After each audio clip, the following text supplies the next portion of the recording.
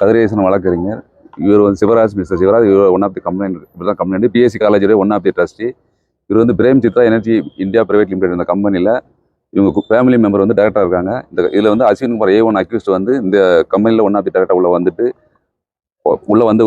திருப்பி இவங்க பூரா இவங்க ஒரு போர்ஜரியான கையெழுத்தை உருவாக்கி இவங்களுடைய கையெழுத்தெல்லாம் போட்டு ரெசிக்னேஷன் லெட்டர் ரெடி பண்ணிட்டு அவங்களுடைய ஃபேமிலியை கொண்டாந்து உள்ள சேர்த்து இந்த கம்பெனி அவர் டேக் ஓவர் பண்ணி இதோட மாத வருமானம் வந்து 5 லட்ச ரூபா. இந்த சொத்து மதிப்பு வந்து 10 கோடி ரூபா சார். இந்த கம்பெனி மட்டும்.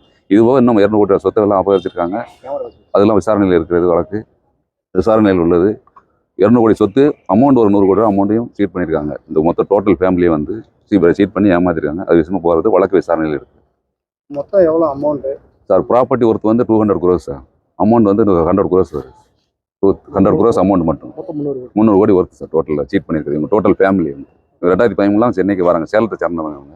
இப்போ வந்து இவர் கூட வந்து இவர் ஹெல்ப் பண்ணுறோன்னு சொல்லி எல்லாத்தையும் பண்ணி ஏமாற்றி ப்ராப்பர்ட்டி அப்புறம் போர்ஜரியாக பண்ணி எழுதி வாங்கி 2014 ஆரம்பித்து 2022 வரைக்கும் முடியும். 2023 எங்களுக்கு இன்கம் டேக்ஸ் பிரச்சனை சார். இவருக்கு அந்த இன்கம் டேக்ஸ் பிரச்சனைக்காண்டி தான் இவங்கள்ட்ட வந்து ஹெல்ப்புக்கு வந்து பண்ணி இவர் உள்ளே வந்து சொத்தை மொத்தையும் ஆக்கிய பண்ணி இவருடைய இன்னோசன்ட் தெரிஞ்சுக்கிட்டு ஏமாற்றி இந்த மாதிரி பண்ணிடுறாங்க. அக்யூஸ்ட் இந்த கேஸில் பொறுத்தவரை 8 அக்யூஸ்ட் சார். இன்னும் மொத்தம் 5 FIR. இப்போ 3 FIR போட்டிருக்கோம். இன்னும் பேலன்ஸ் FIR இருக்கிறது. இந்த கேஸில் வந்து 8 அக்யூஸ்ட்.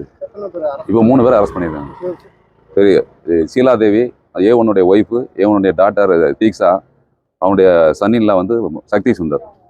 3 பேர் அரெஸ்ட் பண்ணியிருக்காங்க. இதோட மதிப்பு மொத்தம் 10 கோடி ரூபா. அந்த காத்தாடியோட மதிப்பு வந்து 10 கோடி ரூபா. மாச வருமானம் வந்து அதில் 6 லட்ச ரூபா வருமானம் வந்தது. தேங்க்யூ.